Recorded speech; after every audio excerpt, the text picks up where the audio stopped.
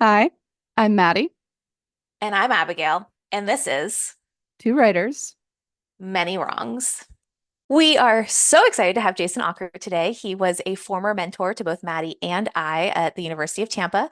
He is currently teaching at Coastal Carolina University. He has written a novel, Wasp Box, along with three short story collections. He has won many writing awards, and his work has appeared in journals and anthologies, including Best American Mystery Stories, Granada, The Cincinnati Review, Oxford American, One Story, and McSweeney's. So, welcome, Jason. Thank you so much for coming. Well, thank you so much for inviting me here.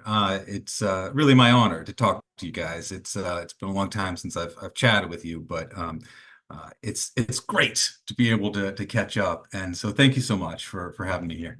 It's the best. Before we get into other questions, I have to say you were the mentor at the University of Tampa, and I don't know if Maddie feels the same way. But my first semester, I had Kevin, which I love every mentor that I had there. Yeah.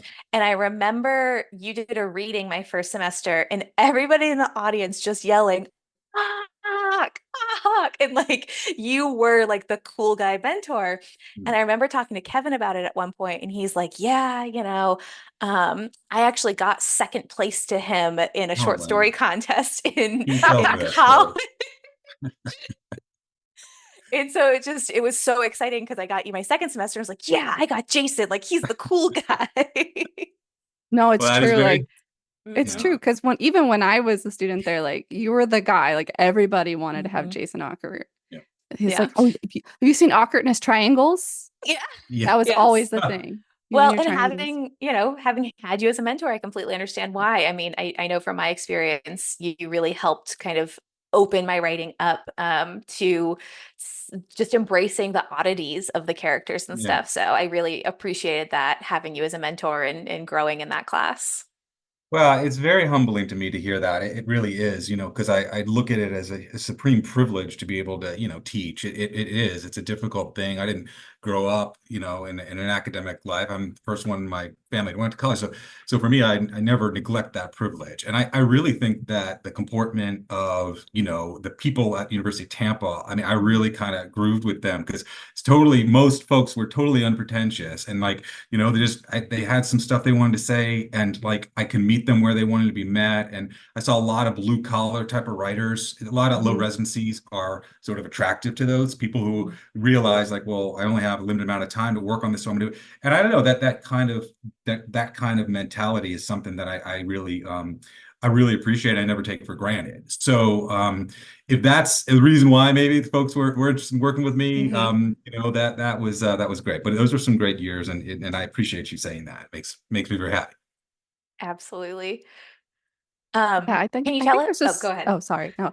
I think there's just you were always a lot of fun and very down to earth.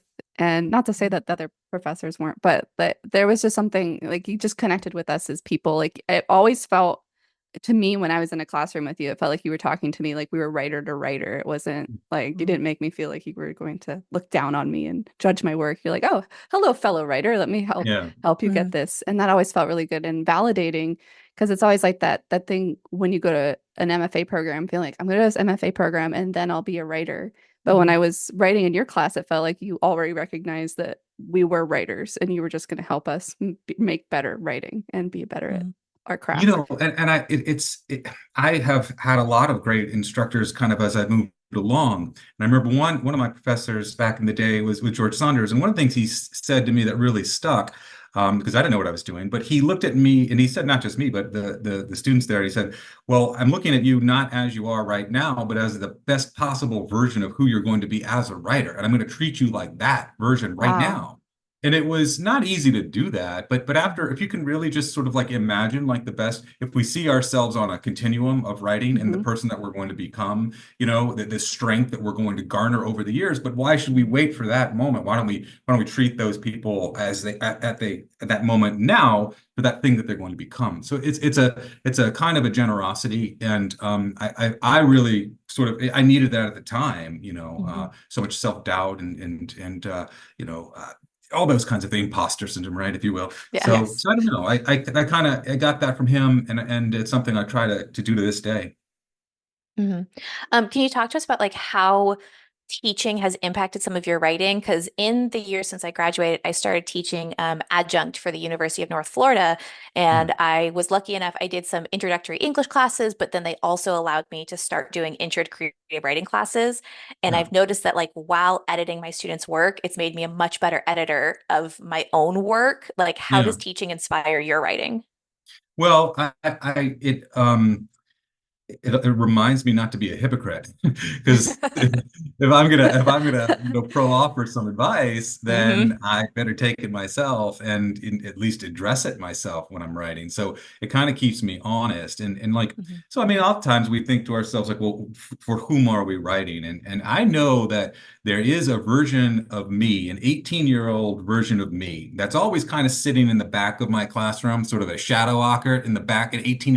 And when I was 18, I was jaded, I was sitting Hmm. back, I was slumped in my seat, I was ready to thumb my nose at anybody in front Hmm. of the classroom. And so I try to keep him in mind when I'm teaching. I look over all my students and I see that. And so what would wake that guy up? Like who Hmm. could I be that he wouldn't, turn everything off? Because he wanted Mhm. something. I think in Mhm. some ways it just was filled with a kind of like a doubt and cynicism. And so I try to address and understand that. And if we can get some of that cynicism out of the classroom, then I think that we have the chance to maybe, get to a space where we can say something important about the writing. And so I think that's it. There are times when cynicism creeps into my own writing, and I have to Hmm. remember, like, no, let's not fall to that.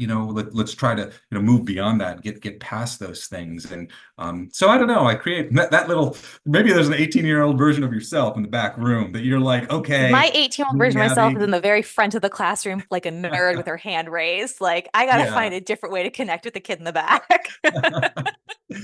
I can totally see you that way, by the way. Yeah. Yeah. Makes sense to me completely. Yeah. Yeah. Uh, Right. Maddie. I'd like to, since we started talking about 18-year-old Ocker, can we talk Yeah. about your journey as a writer, like where it started and how Yeah. you've gotten to where you are now? Well, it doesn't make any sense how I got to where I am now. I can tell you that it was a strange journey. Like I said, I wasn't planning on going to college. I was just joining the army. And I applied only one place. I applied to University of Florida, and I happened to get in there. I got in there for the summer. Like I had like a 2.3 GPA. I was really a pretty bad student, but I applied and I wanted to be an environmental engineer. So, ever since I was a little kid, I always wanted to work for National Geographic Society. It was something that was kind of Oh. like on the horizon, Mm. and I liked the idea of those magazines when they appeared on occasion. I wouldn't get them at my house, but at the library or whatever, Mhm. I could kind of be transported that. So it was something that was on my radar. But yeah, so I applied and I found myself in creative writing classes. I couldn't pass any of the math classes for engineering, but I found myself just sort of randomly throwing these creative writing, and I found like that was the thing I loved. I didn't try very hard to do that, and so I found a little bit of a sense of a community there, though I also felt I was pretty lost. So then when I graduated, I moved to Washington D.C. and I applied for National Geographic, and I don't know why they hired me, but they did. I was able to convince the woman there That's to hire awesome. me. Yeah, and so I mean I was 22 years old, and I didn't even know how to tie my tie, and I was like walking up the stairs of National Geographic, and I opened the computer and it played that song, da da da da da, and I'm like, Hmm. I have arrived. This is the best thing ever. And I found out over the course of about a year or so that it was not really what I wanted to do. I was just Mhm. kind of, in the rut of a 9 to 5 job, taking the Hmm. metro every day and working the hours that I was told to work. And what I realized pretty early on is that National Geographic Society is exactly that. It's a society. And so my job there was as a researcher, I had to sort of make sure that every single statement that they made in the magazine had three Mhm. verified facts. So I had to Hmm. call people and just get information in order to verify what was there. I mean, it was great. It was moving Yeah. in that direction. But I remember reading a collection of stories, Civil War Land in Bad Decline, and I don't tear up very often, but there was a particular story in there called Offloading for Mrs. Schwartz, and I just remember being really broken. And I said, how the hell did he do that? And so happened to apply to Syracuse University, where George Saunders had written that collection, and Hmm. um, and I was accepted and I was in it. So when I jumped from National Geographic, that was probably the hardest decision I ever made in my life because Mhm. if I would have stayed there, I definitely would have matriculated. They only hired in-house once you were in this Mhm. floating position. And so, I mean, it could have been a very interesting life. Talk about Shadow Ockert. I Right. wonder what would Yeah. have happened Yeah. to him if he would have stayed there. But once I made that decision, I was just going to commit. Then I did. I didn't know about teaching, by the way. Teaching Hmm. came to me when I was just in the fire. I was in front of the classroom and I learned something about how much I loved that. But I didn't go to graduate school to teach. And Syracuse was pretty clear about like, well, you're here to write. Hmm. We can do some things in terms of training. So right. So then my thesis at Syracuse happened to be Rabbit Punches, which was my first publication. And then, I did discover that I loved writing and taught for a while at Ithaca College. And then once I started publishing a lot of short stories, that allowed me to create a little bit of kindling that was lit. And then I was able Hmm. to kind of put some more logs on that with every story. And one thing I could say, we could talk about process a little bit later, but I've been pretty consistent since like 1999, 1998. I've published at least something every single year, right? Whether that's a short story Wow. or an article or an essay, like every year I've got something in there. And so for me, like the joy of getting something finished and then having it, in print Mhm. or, online or whatever, just keeping that, just grinding every single year and getting something out. And so as the years continue to sort of, unspool, you can look back and say, well, I've always kind of been around, and it might Mhm. not have the best reception or maybe read, it might be not, but I've just kind of consistently done that. And I think that for Mhm. me, that was fortifying. Yeah. And so, yeah, so my career has bounced in terms of like where I've taught and all that. And that has always been a kind of a privilege, but it's different from the actual writing and just consistently trying to make things happen. So that's kind of how I got where I am. Mhm.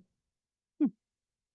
Yeah, Great. that's incredible to like Hmm. think about Every that you've year. had something published, right? Every Yeah, single year. That's amazing. That's really yeah, I amazing. also love you leaving like your dream job.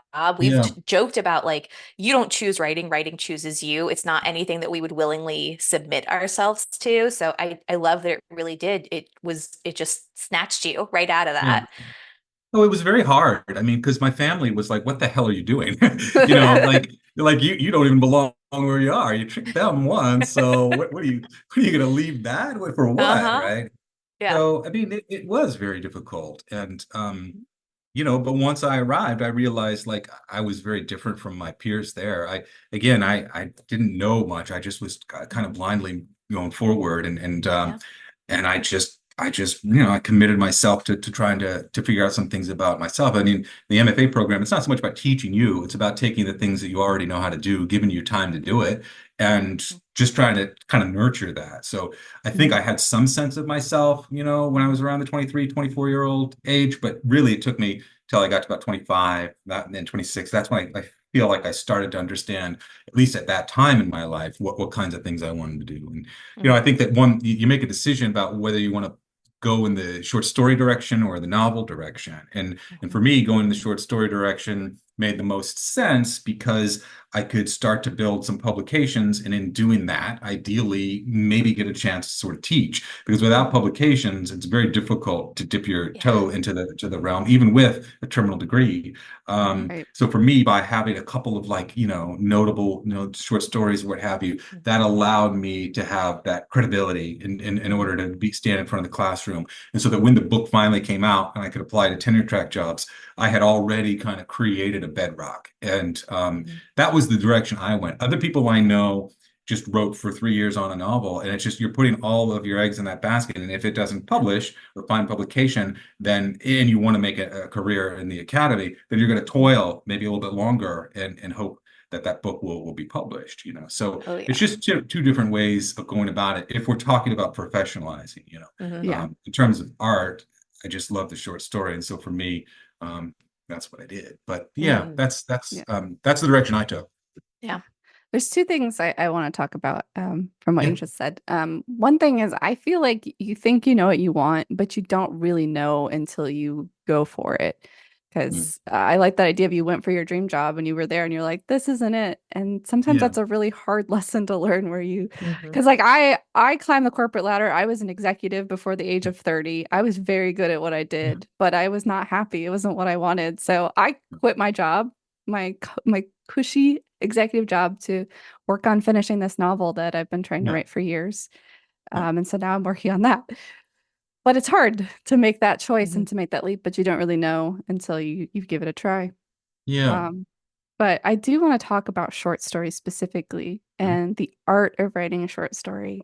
Because I've heard so many times writers will talk about, not all writers, but some writers will talk about, well, first you start with short stories and then you Mhm. graduate to Mhm. novels. And I've Mhm. always found that such a disservice to short stories because short stories are their own art and they should be Yeah. treated as just as special as a novel. And in some ways harder than writing a novel because you have such limited space to tell a story. So Sure. talk about the short story. Oh, sure. Yeah. No. I mean, the beauty of the short story, in my opinion, is that you can really start to key in on voice, an author's voice, because she makes her way at the sentence level. I was sort of taught that way, and it's something I believe. It's that discourse is the mechanism by which we create voice, which we create authenticity and ownership of story. It's not at the plot level or at the things that are going to transpire. Things they can come and go, but really is at the sentence level. So for me, there's a kind of immediacy and an urgency. What I love about the short story is the mystery of it. And there's no there's no kind of written rule that you need to sort of tie everything together at the end of a Mhm. short story. And there's a kind of a magic in not knowing that Mhm. as the brain continues to process the story long after that story has been sort of put down and you're moving along with it. So I love the short story for its urgency, its immediacy, and its mystery. Those things to me are very valuable. And primarily, I think it's at that sentence level that you become distinctive. And so novels, I mean, it's a longer trek. And I think when I wrote my first novel, which was unpublished, it became actually a novella that's in shadow cells. So I crushed Oh. it down. But yeah, the last story from that collection, Where the Survivors Are Buried, was my first novel. And I wrote it in a way that I would write a short story, meaning I was really interested in the sentences. And so I just spun my Mhm. wheels over and over again, rewriting those first 50 pages because I was in love with this song and the sound of Mhm. the cadence of the sentences. And that was Mhm. the worst way to write a novel. So when I Yeah. wrote Wasp Box, I'm like, I'm just going to write something that's fun about parasitic brain-eating wasps, right? I basically forced myself to not be so precious about my Mhm. stupid sentences, and I did. I did have a kind of fun with that. But it's Mhm. just different, right? They're different ways of going about it. I've never looked at stories as a means of getting to that higher shelf thing that is Mhm. the novel. But it's okay. If people think that way, it's fine by me. The short story, the short story doesn't need us. You know what I mean? Yeah. We kind of need the story. So Mhm. yeah, I mean, what can I say? Obviously, its length is something that's there. But when I go back and I think of like things that were deeply impactful to me, they often are the short story because you can really Mhm. kind of you can get into some singular emotional thing and then get out rather quickly. Mhm. Whereas with novels and you're developing those, you have to do the work of like at the end of the chapter, getting that emotional thing, and then you build it Mhm. up again, and then you keep ultimately culminating in something over the balance of 2, 3, 4 days, however long it takes to read a novel. But in that one sitting, you can capture the attention of the reader, and ideally something that's emotively resonant for that Mhm. reader. So those are the reasons why I love the story form. Yeah. When like writing, since you have written both short story collections and a novel and the coming novella, like how do you know which a story is going to end up being? Like, are you a pantser or a plotter? Like, how do you decide, like, no, I think this one's going to be a novel kind of situation? Well, for me, I always try to tame my ideas into a short story. So the idea Hmm. starts with me, and I say, "Okay, I'm going to tame you into a short story." And then that's like, "No, no, you're not." And that's how I know I'm working. Unfortunately, I'm writing a novel right now, and I've tried very hard to Hmm. tame it into a story, but it refuses to be tamed. And Yeah. so then I know that, uh-oh, I'm gonna have to give it. When I say uh-oh, because it takes me a while. I mean, Hmm. it's most projects of mine are about 4 to 5 years from when I'm starting it to perhaps when it finds publication.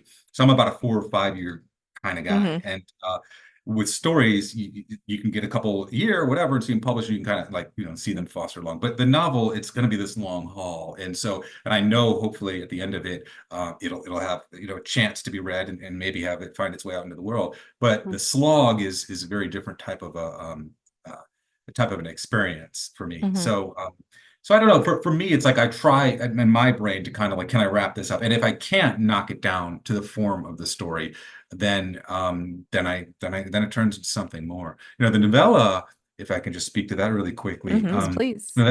This also kind of echoes back to what you just asked a little bit earlier about this idea of how like teaching influences me. So when I was teaching this graduate program in 2010, I created the Master of Arts in Writing program at Coastal. And one of the things I learned of my fiction students is that a lot of them wanted to write novels. They're novelists. They're long form. They wanted to write that. And so I created a short novel writing workshop at graduate level. So we were going to write novels. You guys want to write novels? So let's write novels. And so while I was teaching that class, I'm like, well, I haven't really written one of these. I'm talking about writing them. I've written one kind of like, so let me do it. So I wrote the novella, and it was kind of like just by teaching them and talking to them and basically putting my mouth where my money was, or money where my so it was born out of like talking about what are some of the specifications of that form, the novella form, and how can we meet them, in a way that's engaging, and what do we do with this sort of misfit genre. And so that was it. The novella came directly out of me just calling myself out and not being hypocritical. I'm like, well, let me write one of these. And so I did. Although I wanted to turn it into a story, I tried. But, yeah. Oh my No, I gosh. love Well, that. I love that you got that. I mean, there's three other writers in in this collection that's coming out. Yeah. And I really have always loved novellas. So I got really excited when you said you were working on like a book of novellas, because every single time I go to the store and in like I'm drawn to sci-fi. Sci-fi is my jam. Yeah. Yeah. Anytime I see a novella in the sci-fi section, I buy it because I Yeah. love novellas. I think they're so fun. There's They're so something great. so special about them. Yeah. They're not quite a novel, but they're also not a short story. There's something different, something kind of magical. And I Yeah. have always been fascinated with form. Like form is always something I play with my writing, and I think there is a Oh, I different remember.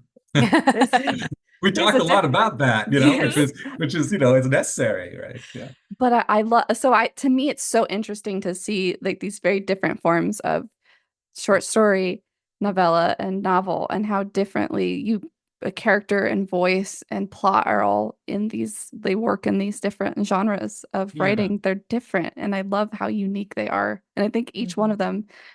each one should be like celebrated as its own special thing, although they're related. So I love that you're doing a novella Mhm. collection, and Yeah. I really enjoyed reading it. Yeah. Well, I'm grateful that you did, and hopefully, hopefully, we'll see what happens I when have to it Mhm. say comes. though, like the opening line, the opening paragraph with the tongue Yeah. and I was just like this is exactly what I expect from Jason Ockert. Like I'm here for it. It's weird. It's weird right off the bat. I'm Yeah. like, what? I always feel Mhm. like I just need to just forget everything I know and just like I'm not going to question it. We're just going. This is what's Just hold happening. on. You hold on with me. I'm gonna take you Yeah. somewhere here. Yeah. And I grow bored. I grow bored easily. And Mhm. anytime I grow bored with my own work, that's my boredom barometer. If it starts to Mhm. kind of flag, then I'll immediately kind of tell myself, no, no, no, no. Why isn't there energy here? And how Mhm. can you infuse energy there and get that boredom barometer to tilt back towards interesting? And Mhm. always, always, always, always, always try to do that. So, popping you in the face a little bit, with the business of the tongue. But the thing is, you have to deliver. If you're going to be weird, you better deliver. And my idea, the weird, what I hope, if I'm writing well, that by the time you get to the end of the thing, like the thing that you thought was weird in the beginning is actually totally normal. There's just something else that's been like replaced by weird, So it's a different thing that you never really knew was actually there. So it's a Yeah. little bit of a sleight of hand in some I love ways. that. Mhm. I do love that. Mhm. I was gonna say, I love that you guys are talking about form in this way. One of the last people that we interviewed was a romance writer, and she talked about like tropes of the genre and like certain Yeah. tropes that your readers are kind of expecting. Do you find not necessarily tropes, but do you find that there are like certain things you try to hit in a short story versus a novel versus a novella? Like again, we've talked about the sentence level, but as far as something like a trope or something that readers might be expecting in each of those forms, do you think?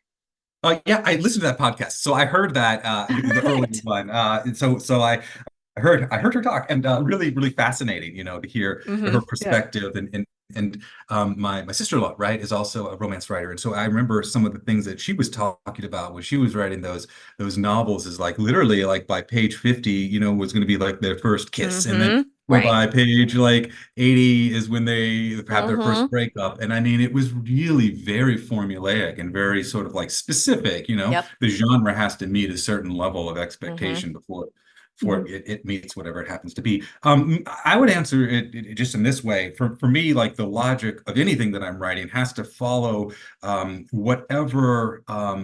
whatever format that the story is demanding of me, right? So I Mm-hmm. don't try to beat the story into the format. I kind of figure out what that story is trying to say, and the format kind of begins to manifest itself as I'm writing. Now, that Mm-hmm. might sound kind of like I esoteric love or it. like you Oh, find that's so it, good. in a, Oh, You in sound like a, in a a, in a gardener, which is the first yeah. person that's been on like my side versus Maddie's like plotting side. Because that's how I write stories, is it starts with an Yeah. idea and then I just kind of see where it Yeah. goes. it starts with an Yeah, idea. No, it starts with a spreadsheet. Come on. yeah. No. Yeah, I mean, that's what the drafts are for. I mean, the Mm-hmm. second, third, and fourth, and however many drafts it is, Yep. the way that I'm terrible with remembering the people that have said things in the past, but I've heard someone talk about writing a short story in terms of like if you're in, imagine yourself in a room, and let's just say a classroom, just for the sake of argument, and you're in there, and we're in class, and we're talking all like that, and suddenly everybody turns the lights, so you turn the lights off. So it's completely pitch black and you're in your desk. And so like writing a short story is you trying to find your way out of that room. Now you know where the door is. You saw the door because you came in the door and you're Mm-hmm. sitting in your seat at your desk. So you know where it is, but you're gonna have to try to like chart your way to that door. And in doing so, you're gonna bump into some things and try to figure your way out. So I like that as kind of like a Mm-hmm. way of thinking about sort of feeling your way to a thing that you want to get to. Mm-hmm. And the joy for me is, I think, in feeling that, and I say joy, it's also more an inordinate amount of suffering too, Oh yeah. where I'm like, sit down and I'm like, oh, I can't wait. This is so much fun. Yeah, that's not how it is. But I kind of look at it that way. It's Mm-hmm. like, well, I kind of got an idea where it is, where it came in from. So let's see if I can kind of find my way back out. And for me, a novel is like not only that being pitch black in that classroom, but being pitch black in the entire building. So for, Mm-hmm. for me, it's like not only the door, but getting out, down the hall and down the stairs and somehow trying to get out the building. And that Well, and becomes a somehow you're leading the daunting entire thing. class behind you at the same time to get everybody else out because I'm constantly Yeah. running back into the Yeah. building, Come on, everyone. getting one more of Yeah. my characters. Like, come on, I Yeah. need you. Yeah. Yeah. That sounds That's stressful, you guys. Yeah. just plot it out. Yeah. Yeah. Whereas you've already memorized the fire escape, Maddie, and you know exactly how to get out. Yeah. I mean, The but thing that's is, great. That tracks. Yeah. and I don't want to be, again, I don't want to be a hypocrite. For my short novel class, my novella class, I require everybody to write an outline. In Mm-hmm. the very before we even start, let's write an outline. It's as much for the reader or the Mm-hmm. peers so that we can get a sense as to where you're going, as it is for like, let's just see like where it is. Where do you want to go? And I do think long form, you probably should have a better sense of what Mm-hmm. those plot points are going to be. And invariably at the end of the semester, it's completely different from that original draft. I make them kind of bring out that original Mhm. outline, and I say outline it again, and like Mm-hmm. have those two outlines have a conversation. And when they do, it's like they're vastly different about where they went anyway. Mm-hmm. So I think that we want to kind of just fool ourselves into thinking that we know what we're doing. Mhm. Yeah. I Yeah. love that. And I do want to point out that I think you were, for my second term at the MFA, you were my mentor. And Yeah. like I remember, like I think the first day of class before we even met you, you're like, I want you guys to make an outline of your thesis. And I'm like, I'm in my Mm-hmm. second term. I don't even know what my thesis is gonna be. And it was the most stressful assignment that I had. Even though Oh, I'm a planner, like planning out my entire thesis was a little bit different since I was doing short stories. Mm-hmm. But well, I refer back to the outline all the time as like do an you example of really? how to write an outline and kind of Let's like how to get go. started. So Let's I go. I I love love that. Fantastic. that. Yeah. I guess I It's didn't make you do that, Abigail. Yeah. No, the thing that I remember in your class, I mean, I remember a lot of it, but I remember the first assignment, you were like, all right, you're going to write a short story this semester or like this 10 days. stories and we're going to read it in the Yeah. class. And I Yeah. was like, how can I write a story in that little time? Blah, Yeah. blah, blah. And then it's one of my favorite stories. It was great. Well, what I Um, love, but what I loved about that, Abigail, is like, and again, this is, you guys are asking the questions, but like community really is important. I mean, it mhm, truly, truly is. And I don't mean just sort of like a superficial thing that a person says, and there's a lot of superficiality with that idea. I'm not on social media, so I don't know the superficiality of that, and I'm not making any claims one way or another. But I think like the reason why I wanted us to write a story within that 10-day time frame is because I wanted you to read it at the end. And I wanted you to kind of like show something, and there's a kind of trust that you hopefully mhm, developed over that span of time, and to trust others. I don't know, hopefully that allowed you to get to that sense where you can kind of trust yourself, and mhm. that can be super valuable. And the fact that the two of you are friends now, I mean, it speaks directly to, y'all met there, so I Yeah. mean, it speaks directly to it. So I don't know. It is just me saying, kind of a kumbaya moment here, but it's Hmm. uh it's kind of cool, and I'm glad that that resonated. No, Yeah, I love so it. And I go go ahead. ahead.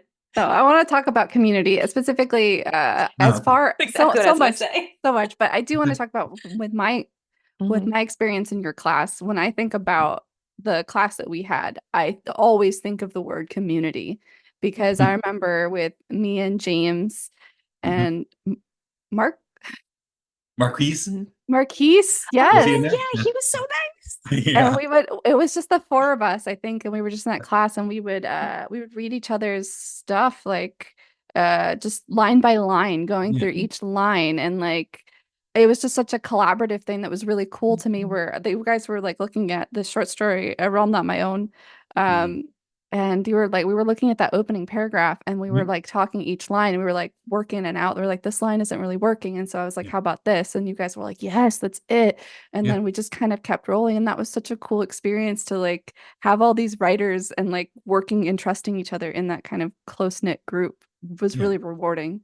Yeah. Mm, Well, I'm so happy to hear that. And it really is all just sort of a testament to you and your willingness to kind of let your guard down. Because mm, if there is no community unless the individual is willing to allow for that vulnerability to seep into whatever it is they're doing. I mean, when we're talking about communities that matter, it's those are the people that we're sharing very vulnerable things, on the page. And you can't just that's not something you just ask somebody to do. It comes with mm, time and trust, and mm, I think a sense of recognition, maybe, that the people that are in your space are empathetic, deeply mm, empathetic people. Um and I believe that most folks are. It's just it's a question of like, well, how do we get past some of the barbs and some of the ways in which mhm. we the guards that we put up, and that can be hard. But so it is the reason why it was a good space was entirely because of you and your Oh, ability to kind of like allow for us to get in there and say some things. That's the yeah. truth. What does your like professional writing community look like now? Because I know that you're not online. Yeah. How have you fostered a writing community for yourself? That's a good question. I don't have a really big one. I mean, I'll talk to some people once in a while, and Mhm, I'll see them at AWP or some conferences Mhm. once in a while. But I don't. Most people don't. I don't have anybody really reading my work. I just mhm. my editor is my wife, so she's always the one that reads. I know, God bless her, because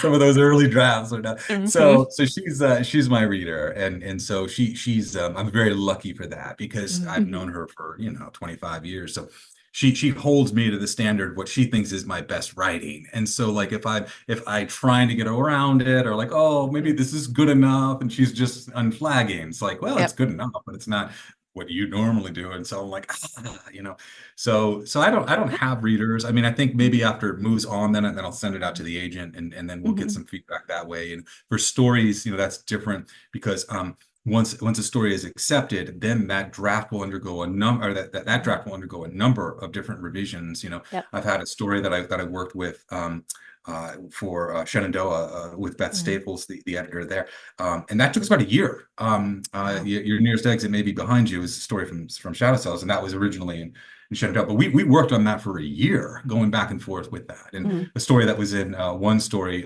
underwent 9 drafts. I did 9 drafts with Wow. an editor there.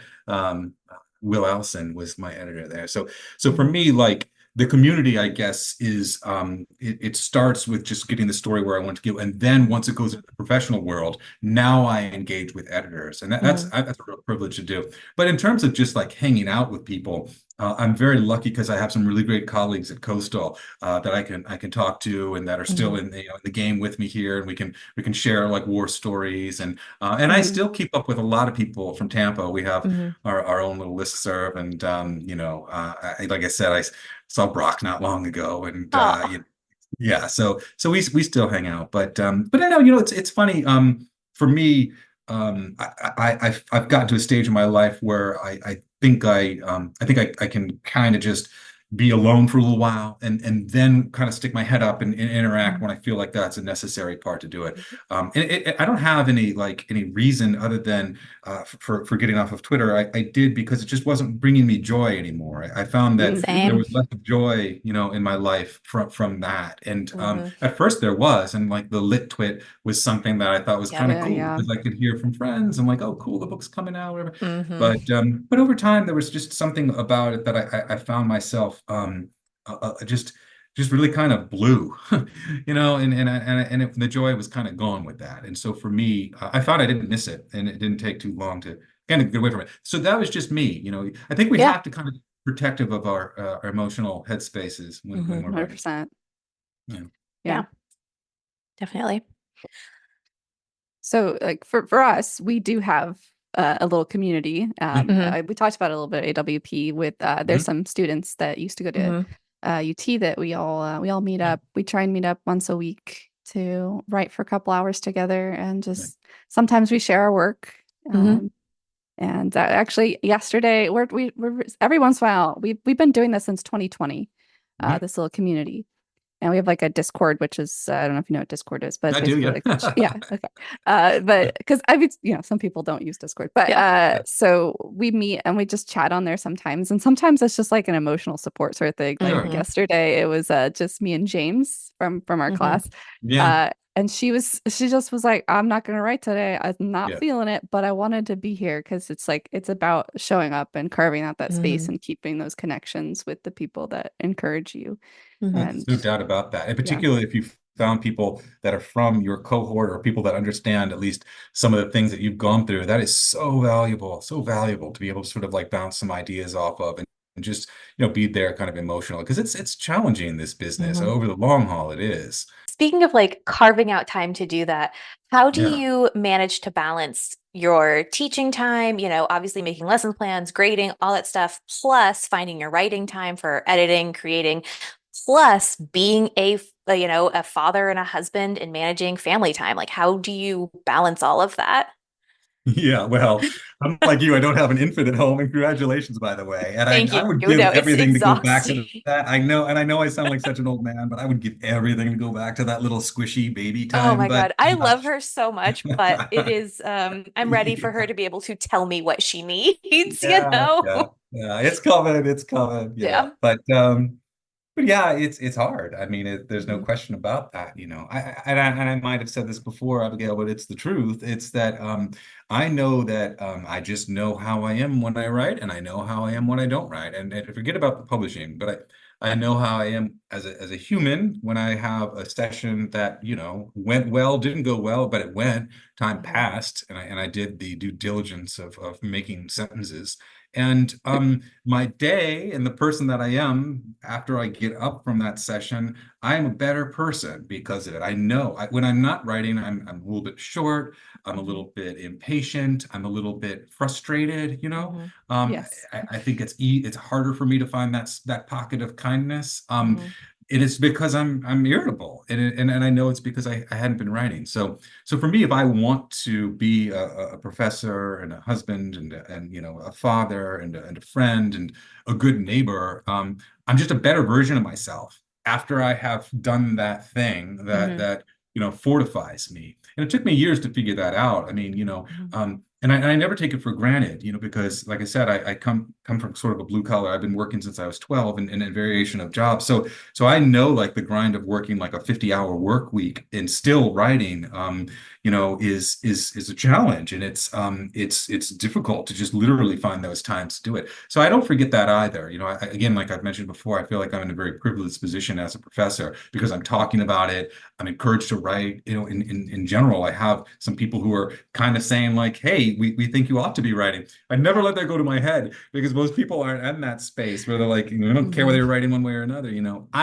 But that, just to circle back, that for me is at the epicenter here. I just know that I'm a better person. Not that I'm great, but I'm better than I would have been. Yes, you are. Yes, you are. I know that I'm better than I would have been. So, Yeah. but in terms of how I do it, Abigail, I don't know. I mean, Like, are you a write in the morning? Are you a yeah. write, or just find time when you can, or, Two things I would say about that. Yes, I'm a write in the morning. In an ideal world, I'd write from like 10 in the morning till like noon, and then I go have lunch and then move about my business.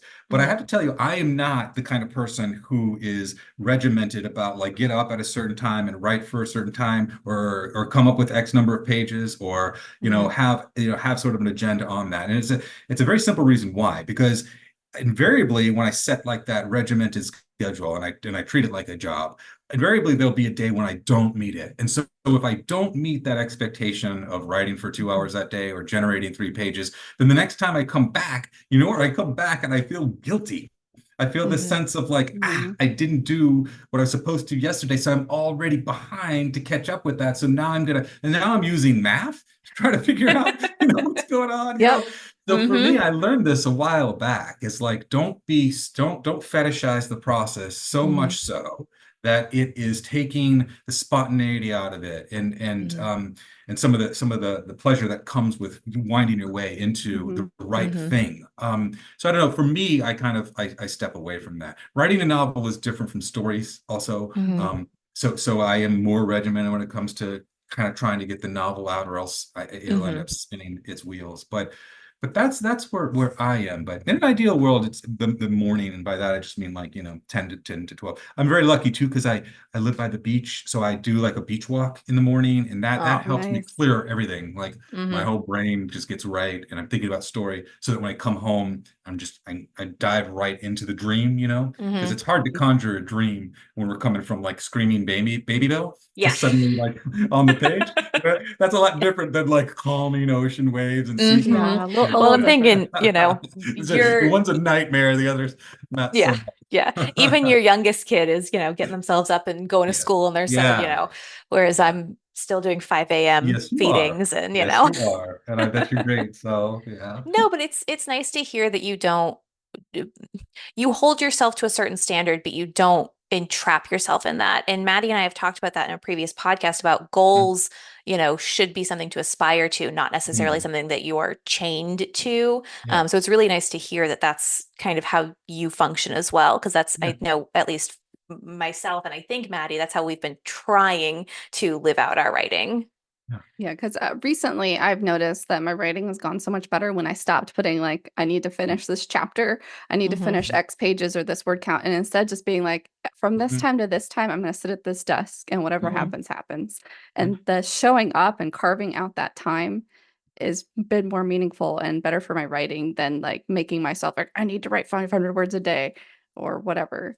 Hmm. I mean, we're But such delicate creatures. I mean, we are. And that's so, so true. I mean, that's an understatement. But like, it's so like we just have to, if like I know people like, it's funny, I don't want to contradict because Abigail, like when you said like, okay, you will write a story here in 10 days, you did. And so like it Hmm. happened. So having a schedule and having something that was like part of an assignment, like that's what you did. And it was Hmm. meaningful to you and it worked out. And so it worked, So for some people, like I need to have these deadlines because if I don't, then I Hmm. won't. And so you just, and you change at different stages of your life too. Like that was when you were a Mhm. student and no Yeah. longer students. And so, Hmm.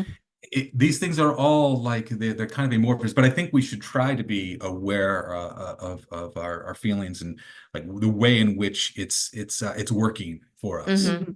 Yeah, no, exactly. I mean, and again, I don't want to speak for Maddie, but I think that both of us really thrive in a classroom environment.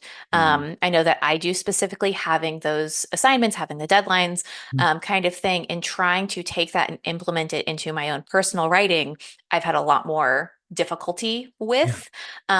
So it's just, I don't know, it's nice to hear to kind of give myself some grace of like, it's okay. Like we're doing the best we can. I wanted to get the edits for my novel finished before yeah, Maggie came, and that didn't happen. So, she's almost 6 months now, and I'm just now starting to query, and I'm like, that's yeah, great. Like you still did it. It's Yeah. fine, yeah, So it's nice to hear that somebody who I'm going to say has made it in this business, yeah, that you also have that same grace for yourself. yeah, yeah. I like that. I like that word grace. I think that's Yeah. right. Yeah. I do want to circle back and talk a little bit about privilege because I think that's really interesting because that's something that I struggle with because Mm. I often feel guilty taking time to write because I'm like, oh, there's laundry that needs to be done, or there's grocery shopping, or Mhm. I need to go clean this, or this person needs me to go do that. And so every time I sit down to write, sometimes I just feel like this is so selfish. I'm just making up a story about something that doesn't exist when like there's people who are doing real work out there and Yeah, and like but just I think it's okay just recognizing that this is a privilege that we have to sit here and do these things and that it is important to us and to have a little yeah, grace that I think we Mhm. all have our roles to play and some of us are writers and some of us do really important things. Um, yeah. That's great. but Yeah. I think it is about carving out that time, giving yourself some grace and just Yeah. letting it happen. Guilt and regret, these are things I try very hard not to ever feel. There's no time and space for that. It's hard to do that, but I don't know. I mean, you'll be a better laundry doer if once you Hmm. you'll be better at these things once you've had those, So but I don't know, but I guess you just have to figure out like the root cause of those moments of guilt and Sure. maybe have a conversation with the people that, are making you feel that way. And maybe this is just a perception. I'm not a psychoanalyst, but perhaps it's just a perception that you have, not Oh, one it's that's outward, definitely.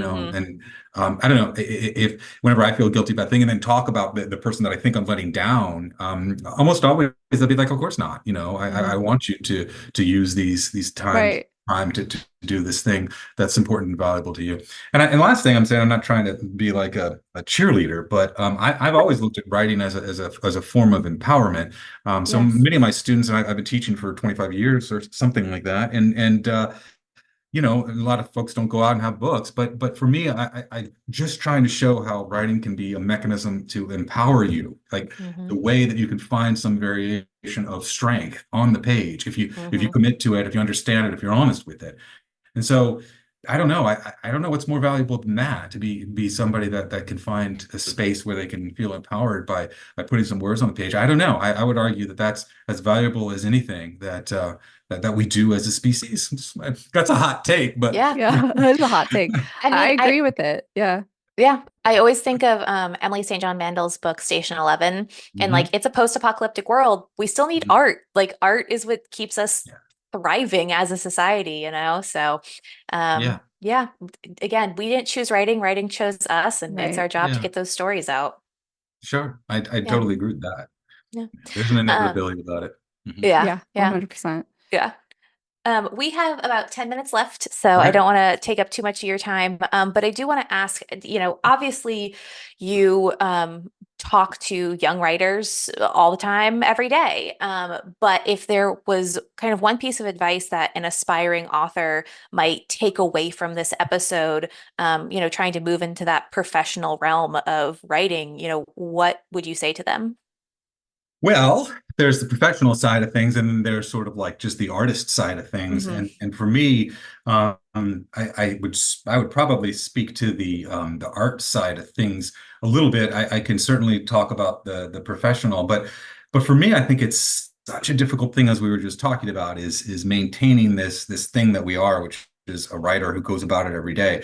And I guess I've kind of thought about this, and I'm like, well, what makes a writer? How do we go about it? Like, what are the values, what are the things that I think are important. So I came up with this convoluted idea, and everything I do is somewhat convoluted. But if you think of like a writer standing on like a platform, I don't know why, but we're standing on a platform, and the platform is like way up in the sky or something like that. It's being, it's being supported by four different like pillars. All right. So like what does the writer need upon this platform as we're kind of like teetering? And I think the four pillars for me, the first one, and it's alphabetical, C, D, E, and F, so it's easy to remember in that way. But I think like curiosity is so valuable as a writer. I think when we lose our curiosity, we lose the ability to make something creative happen. And I think it's a thing that when we were kids, we had it in spades. I mean, everything. We were so curious. Everything kind of was interesting to us. I chase a dragonfly across the backyard, and it's the coolest thing ever. And of course, as time goes by, we become dulled down. So I think maintaining a sense of curiosity is important. And the second thing I think on the other column there would definitely be discipline. I mean, discipline. Without discipline, I don't know how a writer is going to be able to make it or to kind of sustain it over the long haul. So discipline, I think, is super important. And by discipline, it's kind of what we just talked about, not necessarily adhering to sort of a process for the sake of the process, but recognizing that it needs to get done. And the reason why I say that, because I'm looking in the back of your screen there, and I see all those books. And like, people wrote books, and like every person that wrote a book, they had the discipline to write that book. I don't know how they wrote it. Each person maybe came out a different way. You would ask them and they would tell you the different way, but they all have the discipline to get it done. So discipline is absolutely important. Another pillar that's up there, this would be the E, which is empathy. And we talked maybe about that a little bit too, but that's for me a very, very high shelf thing. I don't think that you can understand your own characters or your secondary characters or the world unless you have a sense of empathy yourself as a reader, and as a writer to be able to see how people are and maybe kind of where they come from. So empathy, I think, is like deeply important in order to get your characters more dimension and have more, more characterization to them. So, empathy is important. And the last and least of these pillars up there is faith. You just have to believe that. I don't know that the book is going to get, a six-figure, advance, but you have to have faith that the thing that you're working on is going to find something somewhere, whatever that thing is. It's going to have some moment where it's going to be either read or appreciated, not necessarily celebrated, but you have to have faith that it will become something. And you don't know when that will happen. We don't. Time has nothing to do. If you notice all these pillars, there's not one that has anything to do with time. So faith, I think, is super valuable, and that kind of cuts through that business of feeling guilt and feeling sort of like imposter syndrome or feeling whatever. That faith is the one that you use to sort of like chop through that. So if you find yourself like flagging, you feel like you're uneven on your platform, check that stuff. Where's your curiosity? Where's your discipline, empathy, and faith? Where is it? And if you feel like, okay, just try to keep those things in mind. And last thing I'd say about that aspect of it is none of those things are teachable. There's not a single thing that I mentioned there was teachable. And these are things that a writer has. She has them, but they're not teachable. They're not taught. You don't learn them in an institution. But for me as a writer, as somebody who tries to kind of go about it, those are the things that I might recommend to people if they're trying to make their way in. In terms of publication, that's a whole different thing. That's a platform. Publication is more like the sixth level of hell. So it's a totally different inversion of like where we are with this stuff. And here's what I would say about that. I have my whole career found one or two people that kind of got the weird that I was doing, and those one or two people, I appreciated them, and they gave me the time, the effort, and I hung with them. They got whatever it is I was doing, and so I found those few people throughout my life. There'd be a couple people here, and then another person would read it there, and so eventually I found my people. And I don't know, they were under rocks mostly, but you'll find those people and get the publications, and somebody knows somebody else who's like, hey, I think they'd like your work, and you review something and somebody's like, oh, this was really good. And AWP is lovely in that regard. It can be overwhelming, but there are a lot of people out there that are not writers, but they're editors, and they're publishers, and they're deeply invested in this strange thing we call taking a book or a work of art and sharing it with other people. Now, not necessarily for financial gain and not necessarily for fame. I mean, those kinds of things, but just to, have something that can be available and that's out there. So find your people, and you will. It's just a question of timing that you can. So that'd be my side on in terms of publishing. I can talk more practically if you wanted, but that's No, kind that's of perfect. the way that I see it. Yeah. I like this idea of you'll find your people, because Mhm. I've always thought that, because I'm like, I'm really weird, but Yeah. then I'm not that weird. Like, there are other people who think the same way I do, because I know Yeah. I've been to a Star Trek convention. They're very crowded. Stuff. So Oh, I may Mhm. be a weirdo, but there are other weirdos out there too. So yeah. I think Yes, that's you good. You'll are. find your people. I Yeah, find love your that. people. And they're out there. They really are. Yeah. Yeah. Exactly. Speaking on this concept of weird before we go, Mhm.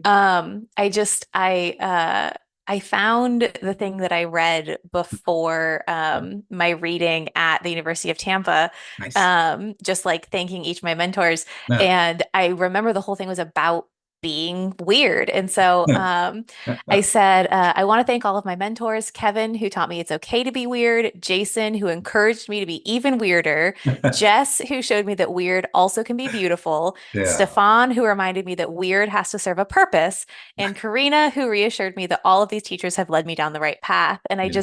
I think it's so, Yeah. we talk about writing in this way that it, these characters just talk to us and we write about these crazy things, and it's all weird, but it's Yeah. all very grounded, like you said, in that empathy Yeah. of the world. So I love that we call it weird, but it's really not that Yeah. bizarre. Yeah. That's correct. I think That's the it beauty does of have it. to be grounded in Yeah. empathy, because why would you spend so much time trying to understand other people and their point of Mhm. view if not for Yeah. empathy? Yeah. Yeah. Yeah.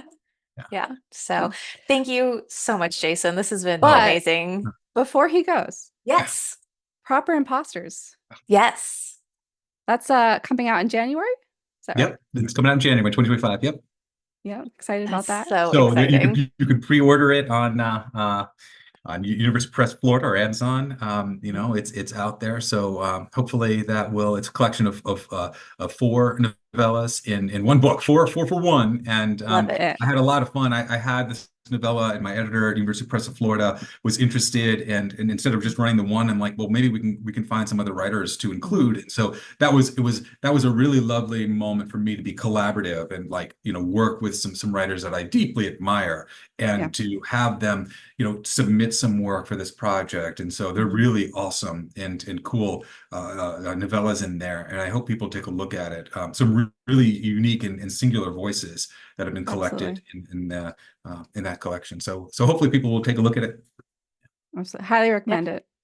I'm Abigail, And I'm Maddie, and this has been two writers. Many Wrongs.